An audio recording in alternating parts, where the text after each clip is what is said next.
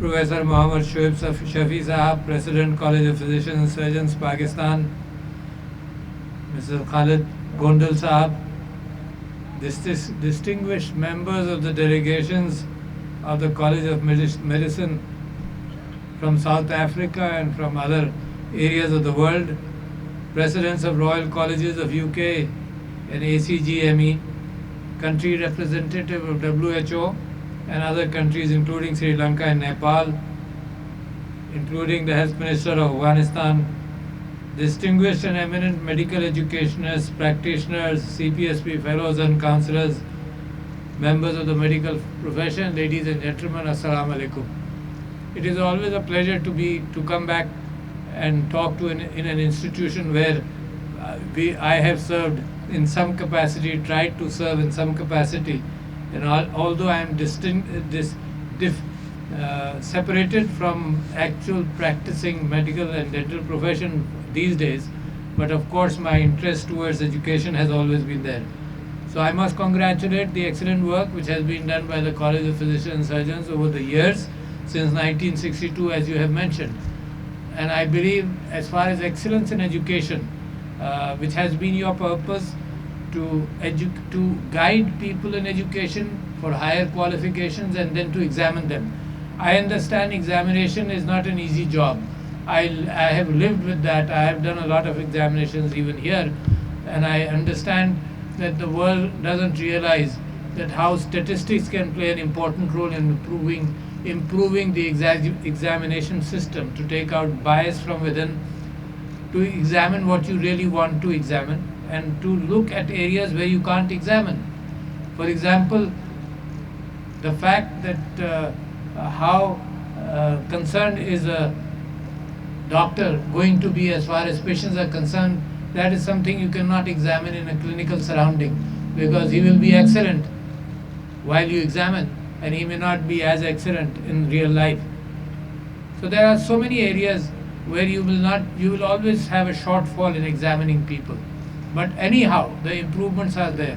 The first course I took for about education was in Michigan in 1973, and I was surprised by the fact that how much I did not know, and whether there is a great role of statistics in trying to determine what I am doing. That has improved over the years. But today let me give you a story that a few weeks ago, the federal chairman of the Federal Public Service Commission came to me, and every year he presents a report to the president regarding the people who are applying for civil service, and he was telling me that the quality of education is poor generally, and the applicants who come in are not as well trained, something which I find very common in the medical brotherhood in Pakistan, where they're always complaining that the quality of basic medical education is poor. And you are the people who understand that and see that. And then I asked him, how do you examine? And he said that the way we examine, and he gave that we are very honest people. I said, I agree. I said, how do you take bias out of your examinations? He said, we are all unbiased. I said, it creeps in. Do you know that? There's a good book for those of you who are not totally committed to medical reading. There's a good book by Rolf Dubelli where he talks about more than 100 biases. And when I read that, I was surprised to see that we cannot live without biases. That's how a human mind works. It does not have a statistical technician sitting in the brain to give you. Your biases are your experiences, and how you with a little amount of data, you are able to try and make judgments in life. So therefore, I queried him that, do you have a viva? He said, we have a viva. And I said, does bias creep in? He said, no. So I took him to task, and I requested him that as you are only an examination body, you should be the tops, you should be one of the top institutions in the world, because you're only an examination body. Your expertise should be taking an examination without bias. And sometimes the bias can be like, I have been examining people for FCPS here in this institution, and then there was a time when the three examiners would sit down and discuss, and we ruled out that discussion also, because the three examiners would say कि जी इसको ये चौथी मरतबा या तीसरी मरतबा appear हो रहा है तो इसको आप पास कर दीजिए. So that should not be a condition to take somebody through, because he has failed the last 3 times and he's been working very hard, and it has been 6 years since he's working on this issue. So therefore, what I am saying is that I take pride in the fact that College of Physicians and Surgeons of Pakistan is doing an excellent job, because I was a part of it, and therefore I know that you are continuously improving. Today, while I talk about the examination process, I am very concerned about the education process in Pakistan. And I am very concerned. One of the primary things we found out in FCPS education and the passing percentage of students who appeared was the fact that those who had passed would always raise the barrier as high as their own knowledge. And therefore, in Urdu we used to say कि जब कमरे के अंदर आ गए तो फिर अब चटखनी लगा दी, दूसरों को अंदर आने नहीं देना.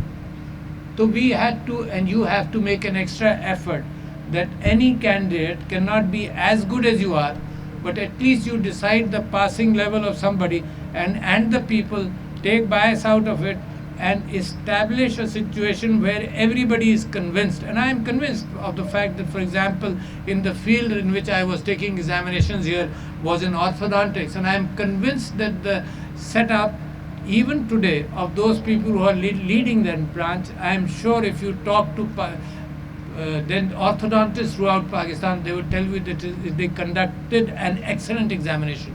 And I don't know about other fields, but I believe that all the fields you are examining are good and up to the level where any foreign institution you can match any, and sometimes you can excel. And Pakistan should be where intellect is concerned, where your own mind is concerned, where probably instrumentation is not important. For example, instrumentations become expensive, PET scans and CAT scans, etc. But where intellect is concerned, there is no reason why a Pakistani institution cannot be one of the best in the world. So therefore, ladies and gentlemen, that is the responsibility you have. That is the responsibility which is very important. Now let me talk about another area which I find of great concern in Pakistan, is the fact that all of you, all the grey-haired people like me here, sitting here, went through an education system where you had to memorize things. You had to memorize the symptoms of diseases. You had to memorize the entire data so you could do a differential diagnosis. So that data, the result was that you had to work very hard in your memory. Today that memory is probably available in your telephone. It's available in the clouds. So the entire system of education is changing.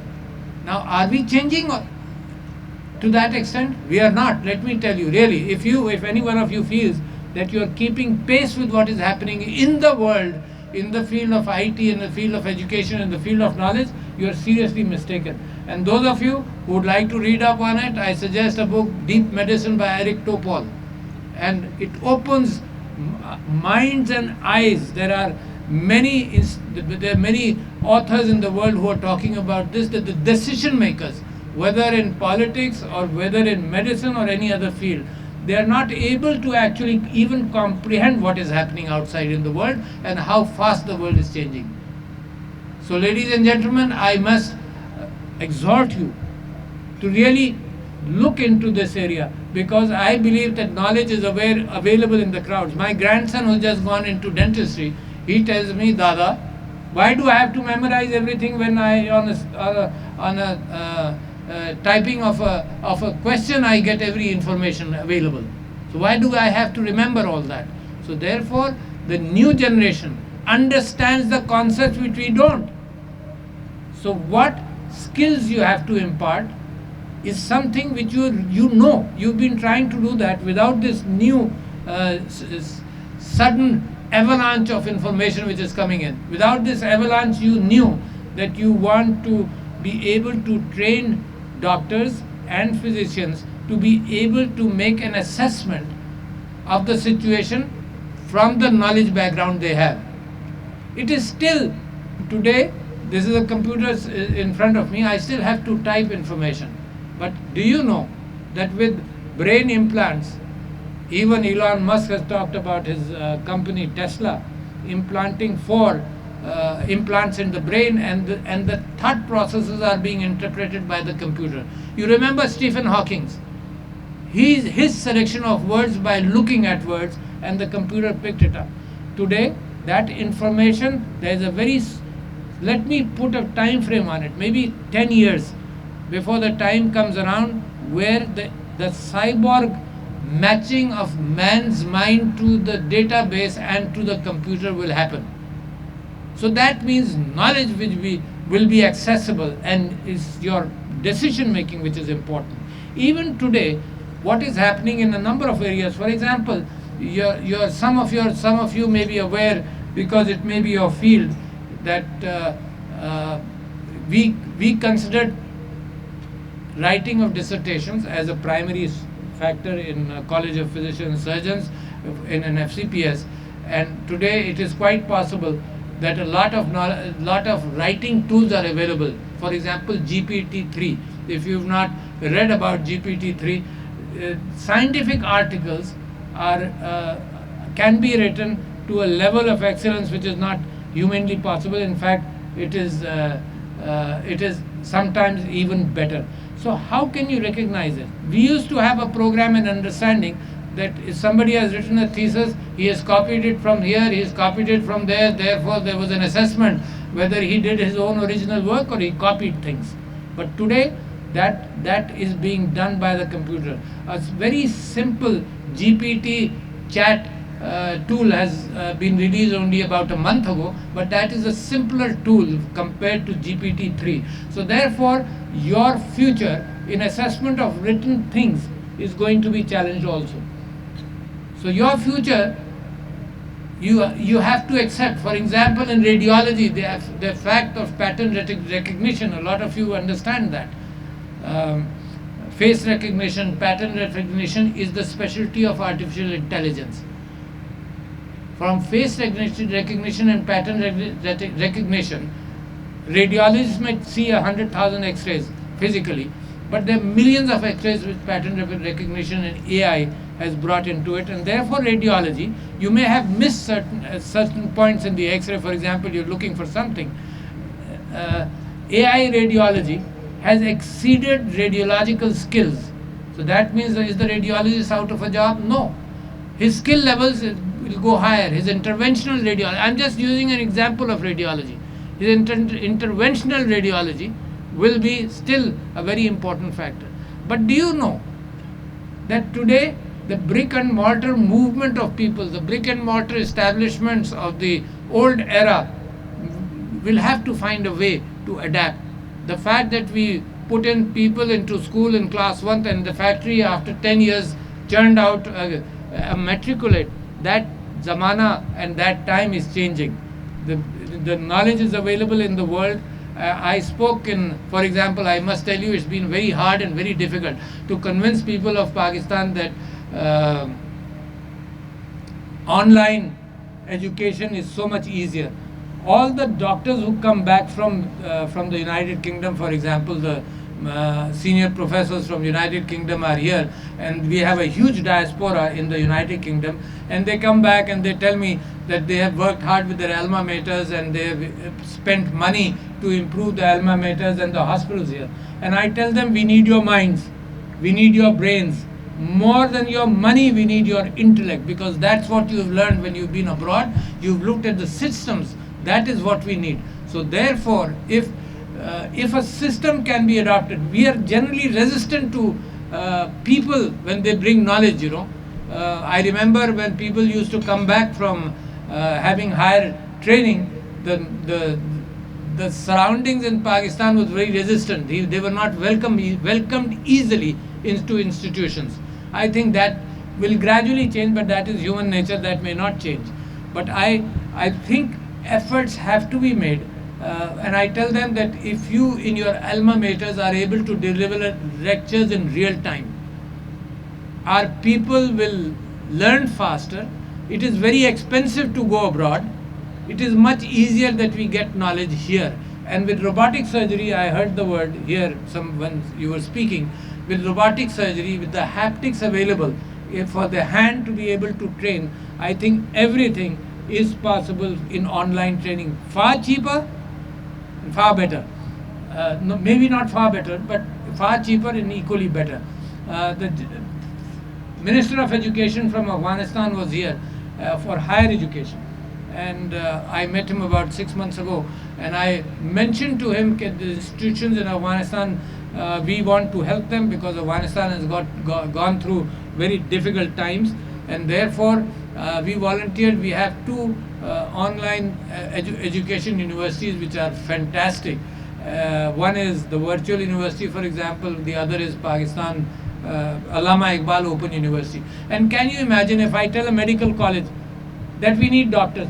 Let me give you a heartburn which I have. We need nurses. The need is 900,000 nurses. We have 200,000 nurses. And every ambassador who goes out of the country, he comes to my office and he tells me that we'll make an effort to get them employment in the Middle East. And I tell him, please don't. We need nurses. It's very difficult in Pakistan to educate people. Can you imagine? We educated so many people. The lucky friends of ours from the United Kingdom, we exported thousands of brilliant people from Pakistan to the United Kingdom. Imagine a country which can't afford to educate people at that level. So that's the brain drain which you are talking about, somehow a reversal. But that has been painful for us because we have not developed institutions for all of those who went abroad. They went abroad for a livelihood. We could not provide that here. But at the same time today, what we are doing is, ladies and gentlemen, let me take you down one level. The need of the country is very different. We need specialists, definitely. But we need a health spectrum which has a huge burden, a very huge burden. Did you know? Let me give you figures of 2 or 3 areas. Hepatitis. 10% of the people of Pakistan suffer from hepatitis. 9% actually. And there must be something idiopathic about it also. Number one.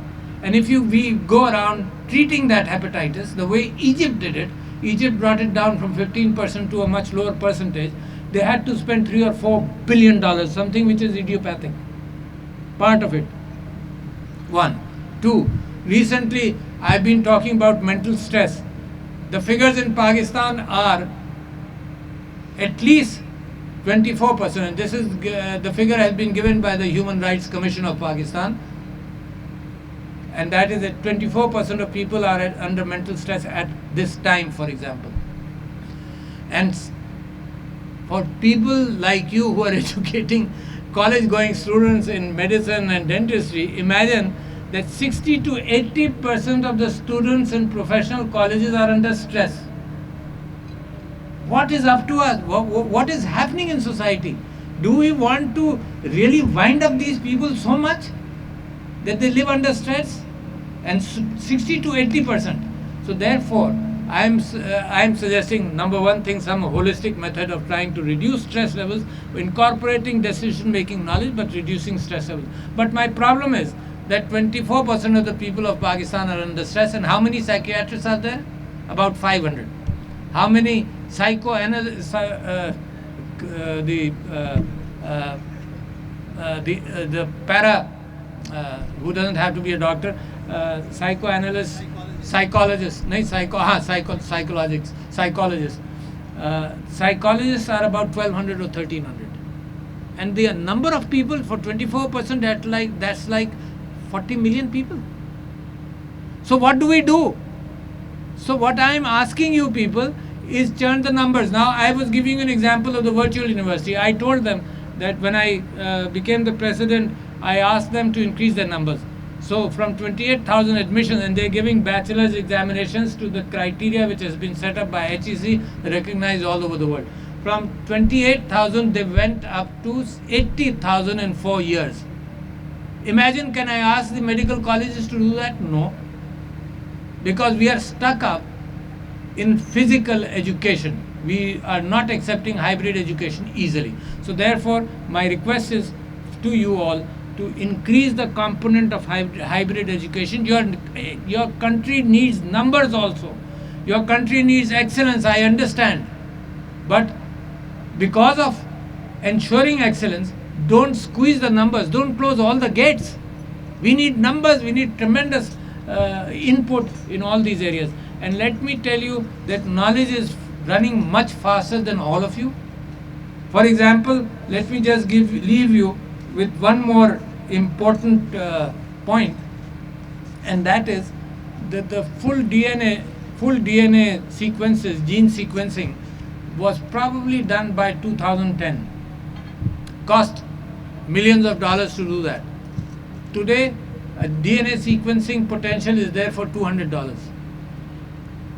Imagine, by the amount of data you have already received, people have started recognizing certain patterns, and in fact, Angelina Jolie had both of her breasts removed because of the fact that she was told that there is a sequence in her own DNA which makes her potentially somebody who could have breast cancer. She did not have any, no signs, symptoms, but she did that. So imagine that the DNA, the amount of DNA we have understood, a few thousand DNAs, give us an idea about the disease processes, about how people are.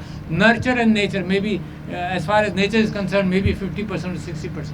Imagine the amount of DNA of the entire population of the world is just not too far. It's only 7 or 8 years hence. It is so cheap now.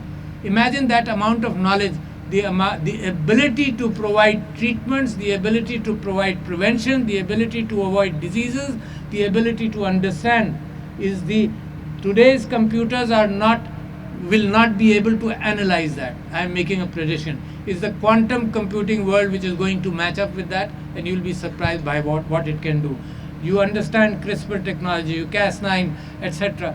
So the world is going much faster. So ladies and gentlemen, while I congratulate you on doing excellent work, at the same time I'm asking you to respond to the needs of the country. That is very important. To open your doors, to encourage better education, to involve people to change. These are the three things. If we change faster intellectually, that's the race we want to win. We cannot win the race of money and material. We cannot win the race of establishing curative hospitals. We need to make our people healthy with the peanuts we have to work upon. So therefore, we are working, for example, in psychiatry, we are looking at a chatbot possible situation where people can call in, and at least there must be some filter to look at the stress which is happening in the country. So ladies and gentlemen, I am confident that the way College of Physicians and Surgeons has led the country in higher education, its message goes abroad, goes outside, but we should be training doctors for Pakistan also, primarily, and encouraging all of you people who are here. For example, I see Nepalis here, I see Afghanis